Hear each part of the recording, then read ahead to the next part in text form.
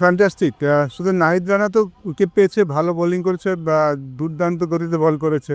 এই যে আমাদের একজন ফাস্ট বোলার ব্যাটসম্যানদের পেছনের পায়ে ঠেলে দিচ্ছিল উইকেট, বা ওটা ভীষণ আনন্দের ছিল। অ্যাট সেম টাইম আমরা তাসকিনও খুব ভালো বল করেছে, মুস্তাফিজ ভালো বল করেছে, মিরাজ ভালো বল করেছে। সো আমার কাছে অলরাউন্ড বোলিং পারফরমেন্স মনে হচ্ছে বাংলাদেশের জন্য। খুব ভালো স্টার্ট হলো আমাদের যে প্ল্যান করে বাংলাদেশ এগোচ্ছে নেক্সট ওয়ার্ল্ড কাপের হিসাবে, সেই হিসাবে সিজনের প্রথম, আমি সিজনের বোধ ধরবো, সিজনের প্রথম ম্যাচটা খুব ভালো কাটলো। ব্যাটিংটাও ভালো হয়েছে, বাট ভেরি ইম্পর্টেন্ট আমার কাছে মানে সবচেয়ে বেশি গুরুত্বপূর্ণ আমাদের এই পারফরমেন্সটা যেন ধারাবাহিক থাকে, যেন ওয়ান অফ পারফরমেন্স না হয়। এটাই যেন আমাদের ক্রিকেট যেন এমন হবে। আমাদের একটা ক্রিকেটের একটা সিগনেচার থাকা উচিত যে বাংলাদেশ ক্রিকেট এরকম বাংলাদেশ টিম এরকম। সো আই হোপ যে এটাই আমাদের স্ট্যান্ডার্ড হবে এবং এই স্ট্যান্ডার্ডটা আমরা মেনটেন করবো, স্ট্যান্ডার্ডটা আমরা ব্যাপারে আমরা কনসিস্টেন্ট থাকবো।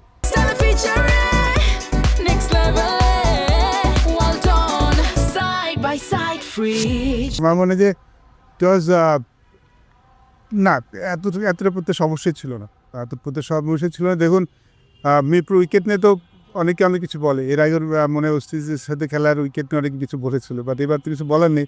আমার মনে হয় ওয়ান অফ ডেজ যেখানে একজন ফাস্ট বোলার দুর্দান্ত বল করেছে, just all about Nahid Rana.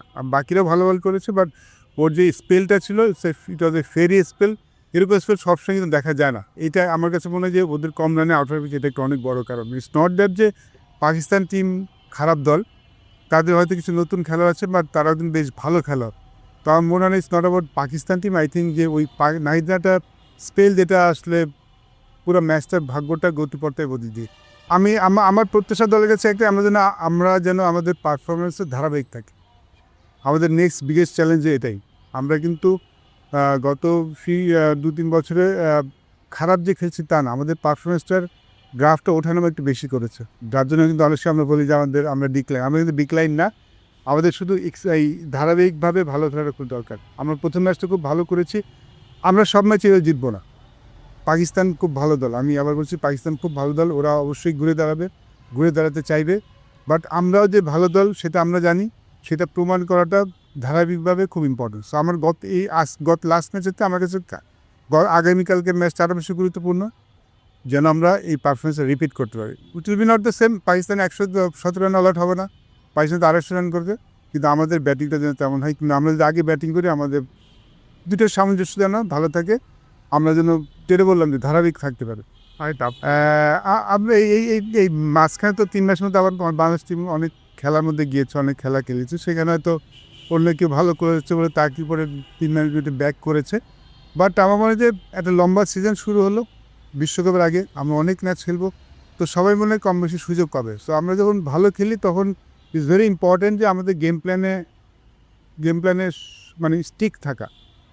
আমরা বাইরের কেউ আছে তাকে দলে খেলাইতে হবে, আমার এটা মনে হয় না। আমরা যখন ভালো কিছু করি সেইটা ফলো করা, সেটাকেই ব্যাক করাটা খুব ইম্পর্টেন্ট।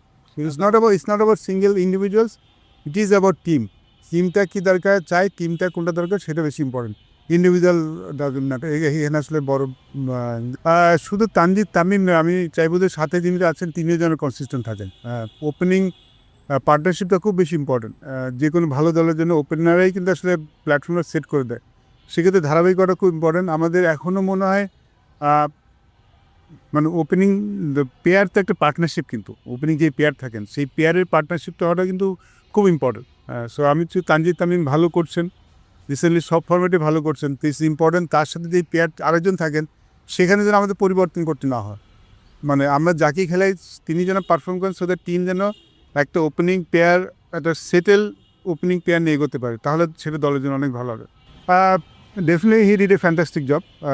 সিলেটেও কিন্তু খুব ভালো কাজ করেছে। টনি হেমিং আসার পরে সিলেট উইকেটটাও কিন্তু বেশ গতিময় হয়েছে, এই কাজটা খুব ভালো জানে। বাট আমার মনে হয় যে এখানে আমি টিম ম্যানেজমেন্টকে একটু ধন্যবাদ জানাচ্ছি যে তারা সাহসটা দেখিয়েছে। দেখুন, মিরপুর উইকেট যে শুধু স্পিনিং ট্রাই হয় তা কিন্তু নয়। আমরা আসলে মিরপুর উইকেটে অনেক সময় অন্য প্রতিপক্ষের সাথে অ্যাডভান্টেজ নেওয়ার জন্য স্পিনিং ট্র্যাক তৈরি করি। এখানে কিন্তু ফাস্ট বোলিং ট্র্যাক করা যায়, আমরা কিন্তু খেলেছি। এখানে কিন্তু একটা টেস্ট ম্যাচ হয়েছে আমার মনে আছে আফগানিস্তানের সাথে, যেখানে 10টা উইকেটই ফাস্টার বোলার নিয়েছে। সো ইটস নট দ্যাট ঠিক করা যায় না। আর আমার মনে হয় credit goes to team management little bit, যে তারা সাহস দেখিয়েছেন যে তারা এদের উইকেটে খেলতে চাবে। অবশ্যই আমাদের সামনে যে ওয়ার্ল্ড কাপটা আছে সেখানে কন্ডিশনায় সিমিলার থাকবে। তো সেক্ষেত্রে যখন আমরা অন্য দলের সাথে খেলবো আমরা এই সাহসটা দেখি যে এরকম উইকেট চেয়েছি, সেটা খুব গুরুত্বপূর্ণ ছিল এবং সেখানে আমরা প্লেয়ার রেসপন্ডও করেছি, which is very good. So credit goes to everyone. আমার মনে হয় ডেফিনেটলি কিউরেটর যিনি এ ধরনের উইকেট তৈরি করে দিয়েছেন এবং টিম ম্যানেজমেন্ট যারা এরকম উইকেটে খেলার সাহস করেছে দেখিয়েছে না। টিম ডিপার্টমেন্টে দলে ওঠা তো খুব ইম্পর্টেন্ট। দেখুন আমাদের টিমটা কিন্তু রিলেটিভলি ইয়াং সাইড, খুব বেশি সিনিয়র প্লেয়ার নেই। এই দলের কাছে কিন্তু প্রত্যাশা থাকে যে ব্যাটিং বোলিং যেমন হোক ফিল্ডিংটা ভালো হবে। সো ফিল্ডিংটা ভালো হওয়াটা ডেফিনেটলি অনেক সাহায্য, কারণ একটা ভালো ক্যাচ এবং ভালো ফিল্ডের জন্য একটা ভালো বাউন্ডারি সেভ করেন বা রান সেভ করেন, তখন বোলারদের কনফিডেন্স একটু বেড়ে যায়। ইটস ভেরি ফিল্ডিংটা খুব গুরুত্বপূর্ণ। এই জন্য ক্রিকেটে বলাই থাকে যে ব্যাটসম্যান যত ভালো ব্যাটসম্যান হোক, যত বোলার ভালো হোক, ফিল্ডিংটার সাথে ভালো হতেই হবে। সো ফিল্ডিংটা খুব ইম্পর্ট্যান্ট টিমের পারফরমেন্স আপলিফ্ট করার জন্য। আমি চাইবো যে যেটা ব্যাটিং বোলিংয়ের ক্ষেত্রে করলাম, ফিল্ডিংটাও যেন কনসিস্টেন্ট থাকে, আমাদের ইনকনসিস্টেন্ট নয়, সেখানে যেন আমরা কনসিস্টেন্টলি ভালো করি। For more updates, subscribe to our YouTube channel and click on the bell icon.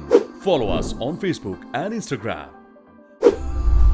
Download T-Sports app to enjoy exciting games and highlights. Visit tsports.com.